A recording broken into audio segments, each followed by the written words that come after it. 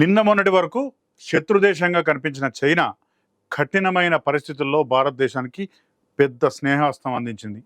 దేశవ్యాప్తంగా రైతన్నలు ఎదుర్కొంటున్న యూరియా సమస్యకు చైనా రూపంలో ఇప్పుడు పరిష్కారం లభించింది. 2025 ఖరీఫ్ సీజన్లో భారతదేశ యూరియా అవసరాలు తీర్చడానికి చైనా ముందుకు వచ్చింది. యూరియా ఎగుమతులు తగ్గించాలనుకున్న విధానాన్ని చైనా ఇప్పుడు సడలించింది. ఇప్పటికిప్పుడు కనీసం 20 లక్షల టన్నుల యూరియాను భారత్ పంపడానికి అంగీకరించింది. ప్రధానమంత్రి నరేంద్ర మోడీ నాయకత్వంలోని కేంద్ర ప్రభుత్వం తీసుకున్న ప్రత్యేక చొరవ కారణంగా చైనా తన మనసు మార్చుకుంది. యూరియాను అందించడానికి సిద్ధపడింది. విదేశాల నుంచి వచ్చే ఎరువుతో పాటు కేంద్రం తన దగ్గరున్న నిల్వల్లోంచి తెలంగాణ రాష్ట్రానికి వెంటనే మరో 50,000 టన్నులను పంపాలని నిర్ణయించింది. దీంతో తెలంగాణతో సహా దేశవ్యాప్తంగా రైతులు ఎదుర్కొంటున్న యూరియా కొరత చాలా వరకు తీరే అవకాశాలు కనిపిస్తున్నాయి. ప్రస్తుతం తెలంగాణ వ్యాప్తంగా యూరియా కొరత చాలా తీవ్రంగా ఉంది. ఆంధ్రప్రదేశ్ రాష్ట్రంలో కూడా యూరియా కొరత స్టార్ట్ అయింది. ఈ రెండు తెలుగు రాష్ట్రాల్లోనే కాదు, దేశవ్యాప్తంగా కూడా యూరియాకు కొరత ఏర్పడింది. దీనికి ప్రధానంగా కొన్ని కారణాలు ఉన్నాయి. మొదటి కారణం, భారతదేశానికి యూరియా దిగుమతులు బాగా పడిపోయాయి. రెండో కారణం, దేశీయంగా అనుకున్నంత వేగంగా ఎక్కువగా యూరియా ఉత్పత్తి కావడం లేదు. మూడో కారణం, అనూహ్యంగా పెరిగిన డిమాండ్. ఈ మూడు కారణాల వల్ల నేడు రైతులు యూరియా కోసం చాలా కష్టాలు పడుతున్నారు. రాష్ట్రంలో ప్రస్తుతం ఏ మూలకు వెళ్ళి చూసినా రైతులు యూరియా కోసం షాపుల వద్ద బారులు తీరిన పరిస్థితే కనిపిస్తున్నది.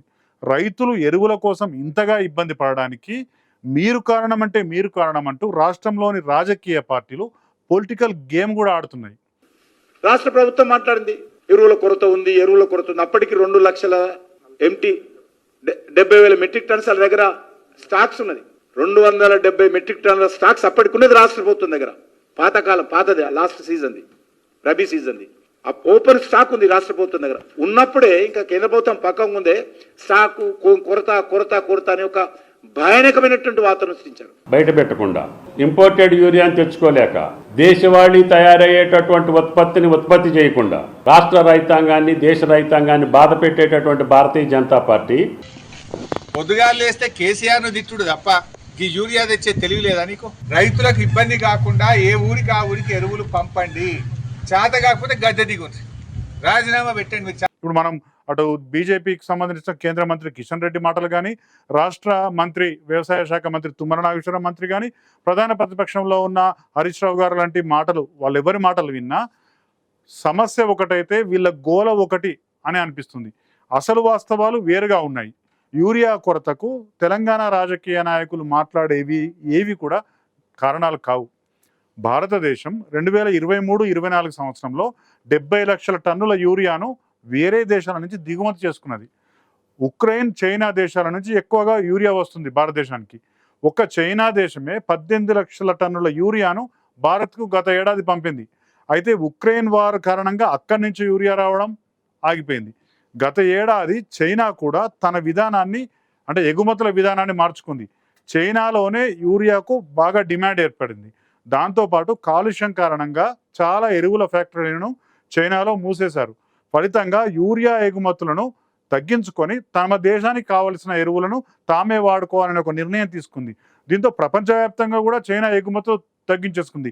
దీంతో ఇది భారత్కు పెద్ద నష్టంగా మారింది. భారతదేశానికి కూడా విదేశాల నుంచి వచ్చే దిగుమతులు 20% తగ్గిపోయాయి. వాస్తవంగా భారతదేశం 70 లక్షల టన్నుల యూరియాను విదేశాల నుంచి పొందుతుంది. ఈసారి అంటే ఈ ఖరీఫ్ సీజన్కి సంబంధించి 57 లక్షల టన్నులు మాత్రమే అందుకున్నది. దీంతో 13 లక్షల టన్నుల కొరత ఇప్పుడు భారతదేశంలో ఏర్పడింది. దీనికి తోడు దేశంలో నెలకొల్పిన ఎరువుల కర్మాగారాలు కూడా అనుకున్న స్థాయిలో పనిచేయడం లేదు. వాస్తవానికి ఇండియాలో 2025-26 సంవత్సరం నాటికి మరే దేశం మీద ఆధారపడకుండా తనకు కావలసిన యూరియాను తానే తయారు చేసుకోవాలనే ప్రణాళిక రూపొందించుకొని పనిచేస్తుంది. దానికి అనుగుణంగానే కొత్త ప్లాంట్ల ఏర్పాటు, పాత ప్లాంట్ల పునరుద్ధరణ కూడా జరిగింది. ఈ పాలసీలో భాగంగానే తెలంగాణలోని రామగుండం ఎరువుల ఫ్యాక్టరీని కూడా మళ్ళీ తెరిచారు. కానీ ఈ ఫ్యాక్టరీలు అనుకున్నంత మేర ఉత్పత్తి చేయడం లేదు. సాంకేతిక కారణాలతో పాటు ముడి సరుకు రేటు పెరగడం కూడా ఉత్పత్తిని తగ్గించడానికి కారణమయ్యాయి. ఒక్క రామగుండం ఫ్యాక్టరీని తీసుకుంటే సాంకేతిక కారణాల వల్ల దాదాపు 80 రోజుల నుంచి ఫ్యాక్టరీ మూతపడి ఉంది. రామగుండంలో తయారైన ఎరువుల్లో 11% యూరియా తెలంగాణకే అందుతుంది. ఇప్పుడు తెలంగాణలో యూరియా కొరత ఏర్పడడానికి అది కూడా ఒక ప్రధాన కారణం. ఇంతేకాదు ఒడిశాలోని తాల్చేర్ ఫ్యాక్టరీ కూడా ఉత్పత్తి తగ్గించుకున్నది. నాగార్జున ఫర్టిలైజర్స్ కూడా యూరియా ఉత్పత్తిని బంద్ చేసింది. చాలా యూనిట్లు బంద్ అవుతున్నాయి. అటు విదేశాల నుంచి యూరియా రాకపోవడం, ఇటు దేశీయంగా ఉత్పత్తి పడిపోవడంతో పాటు యూరియా కొరత ఏర్పడడానికి ఇంకొక ప్రధాన కారణంగా ఉంది. అదేంటంటే భారతదేశంలో యూరియా వాడకం బాగా పెరిగింది. సకాలంలో వర్షాలు పడ్డాయి. ఎక్కువ విస్తీర్ణం సాగులోకి వచ్చింది. ఇక తెలంగాణ లాంటి రాష్ట్రానికి విషయానికి వస్తే తెలంగాణలో గత సీజన్లో 1,29,00,000 ఎకరాల్లో పంట సాగు జరిగింది. ఈసారి 1,32,00,000 ఎకరాల్లో పంట సాగు జరుగుతున్నదని అంచనా. సన్నవడ్లకు ప్రభుత్వం బోనస్ ఇస్తుండడంతో వరి సాగు ఇంకా పెరిగింది. దాదాపు 63 లక్షల ఎకరాల్లో వరి సాగు జరుగుతుంది. వరికి యూరియా ఎక్కువ అవసరం ఉండడంతో యూరియా డిమాండ్ బాగా పెరిగింది. దేశవ్యాప్తంగా సగటున ఎకరానికి 100 కిలోల యూరియా వాడితే తెలంగాణలో 170 కిలోల యూరియా వాడాల్సిన పరిస్థితి వచ్చింది.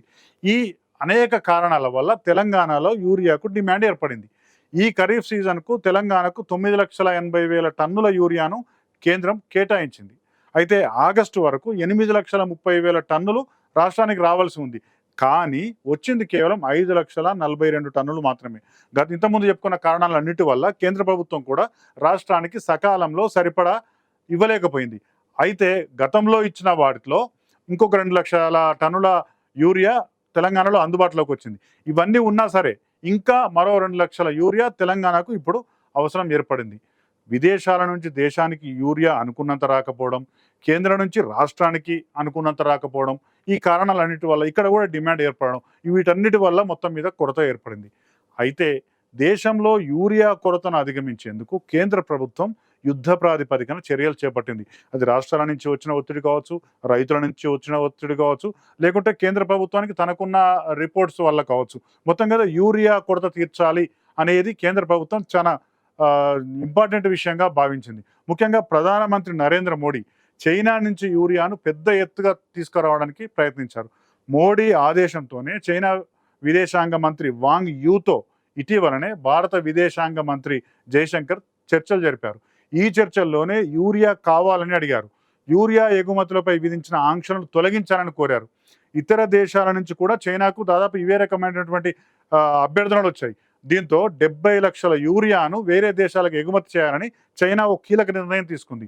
ఇందులో 20 లక్షల టన్నులకు పైగా భారతదేశానికి వచ్చే అవకాశం ఉంది.